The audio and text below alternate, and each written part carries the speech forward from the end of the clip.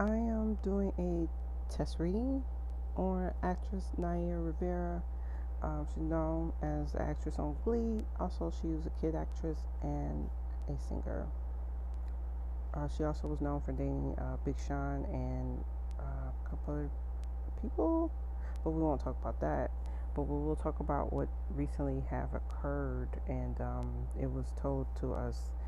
I saw the news back like about 1 something in the morning, West Coast time, and they were saying that they were looking for her, and they had called the search off, and they were going to resume back today.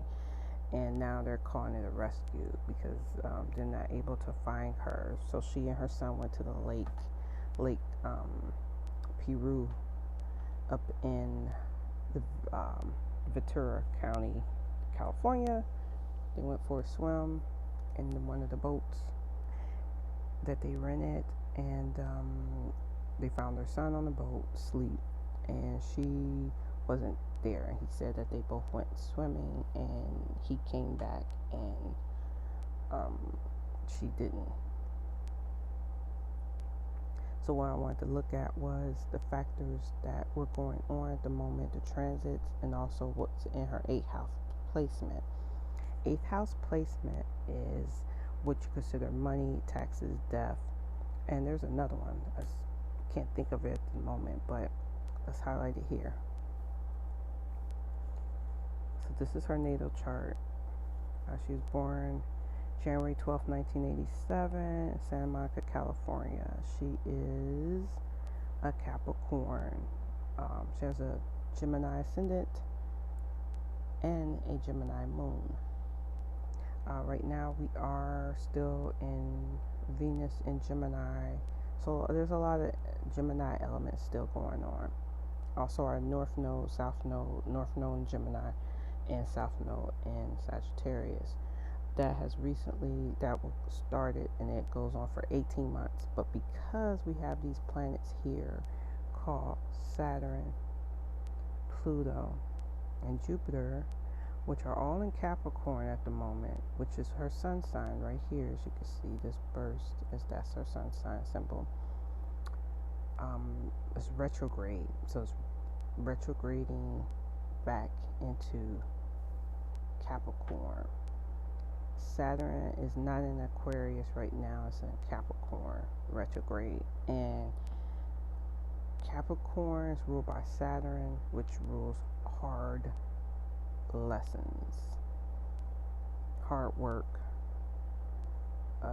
the long journey.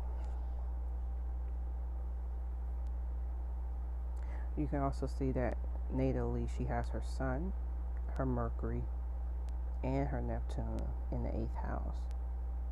And that 8th house, which is in Capricorn, is ruled by Saturn.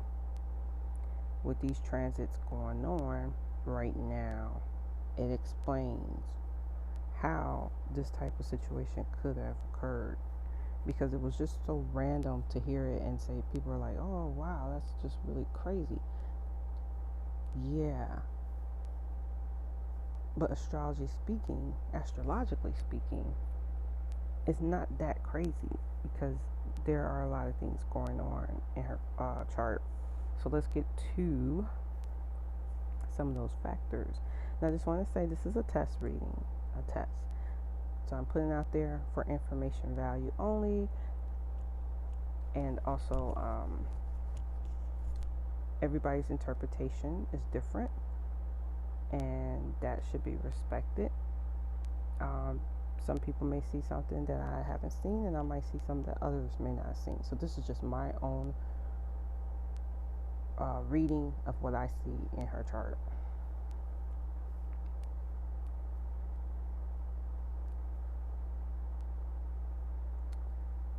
Neptune in her 8th, which Neptune is also in Pisces right now, and it deals with water, Pisces.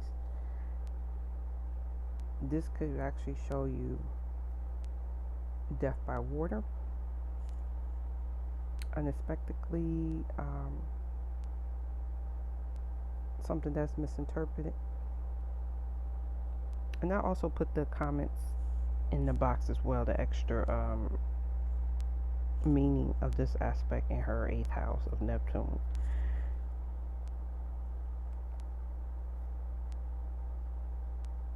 She is 8th house sun, so like her mom, and she's a mother, along with that moon on the opposite side of her 1st house in Gemini, almost bordering on Cancer, which Cancer is ruled by the moon. So the Mercury is transiting in Cancer right now, and the Sun is transiting in Cancer, which is the opposite of what's going on with her. That's meaning communication issues. Miscommunication can also mean something that's misinterpreted, which means that mentally you could be thinking about something and it's interpreted. And with that Neptune, it's not interpreted in reality form. So going out there, and they said that she didn't have her life jacket was on the boat. So what people are assuming is that she went out to swim without her life jacket, and that might have been a risk that she took, that she didn't understand that was a big risk that could affect her. And where did that come from is her Mars. Right now Mars is in Aries, and her natal is Mars in Aries as well. And as we know, Mars in Aries just started like a week ago, and it's very intense. People will be popping off, whether it's personally, or even in social media. People are going to speak their minds. They're about the truth, their own truth.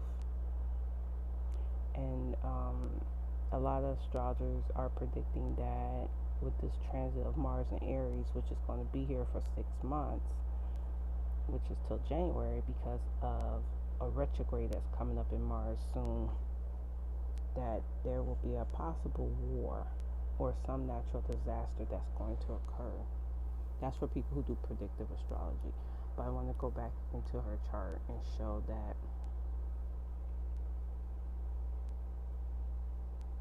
it's a Pisces moon that transit, and Pisces and Neptune that transit into her 10th house. But let's go back to the 8th. And here we go. One of them I wanted to read was is that she has speaking of Mars, a Mars square Neptune. So that means that a Mars and Neptune could get impatient with anything that feels too ordinary or dull. You want to take a break. You might want to do something impulsively, and you're doing it because you're, want to change it up. But when it squares Mars, that means that it's taking like foolish risk, and it's best to avoid, doing something sporadic. Is at that time, and also too, even you could deal with scheduling differences. Like you might even overschedule yourself.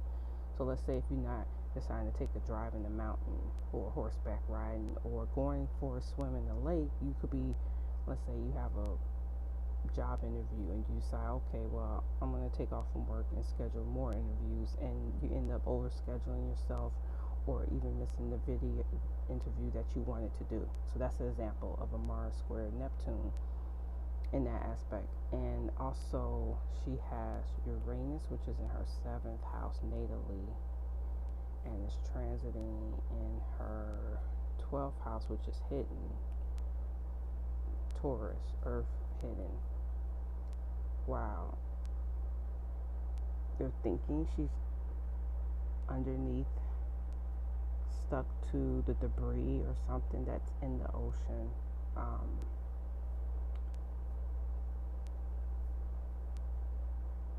Which that could be seen here. Her Uranus is opposing her Pluto, and Pluto is that signature sign right there, this with the P. Now, why did I mention that? Because Pluto is the planet of transformation. It also means death, but that form of transformation could come through that, or it could just come from a renewal, something being out of your life. And a lot of times when Pluto is transiting your 8th house, and depending on other aspects as well, it can also mean a demise. And a lot of people don't want to say, oh, death, because we can't predict death. And I understand that, but I'm just calling it like I see it with this transit. And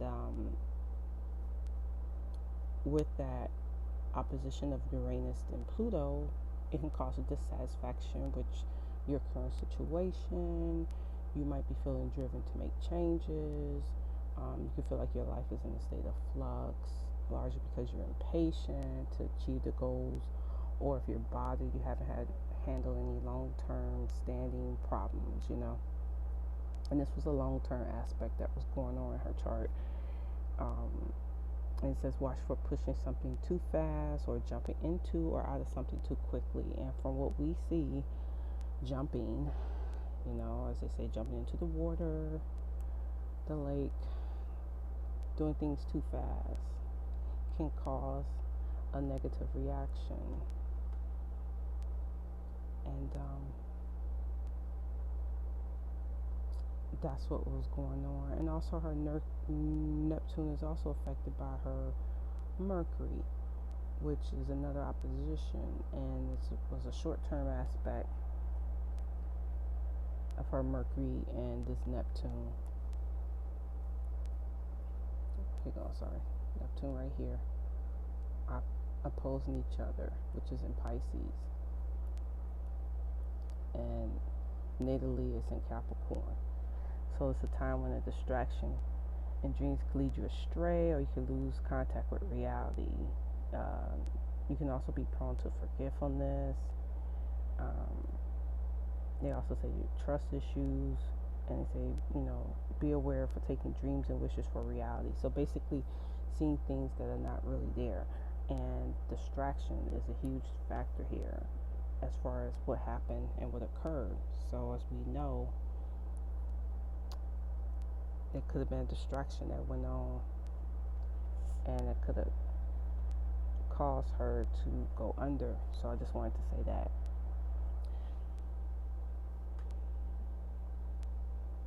And that was a short-term aspect that was going on. So it's often good to know when transits are occurring, because they're having like a Saturn, Pluto, Jupiter conjunction or something like that. So the Pluto conjunction, which can cause definite change, icing out. And we also had the lunar eclipse as well in Cancer. So in that Cancer transiting here, that lunar eclipse. So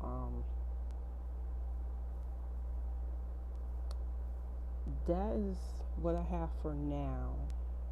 And yeah, I will be back with more charts. Take care.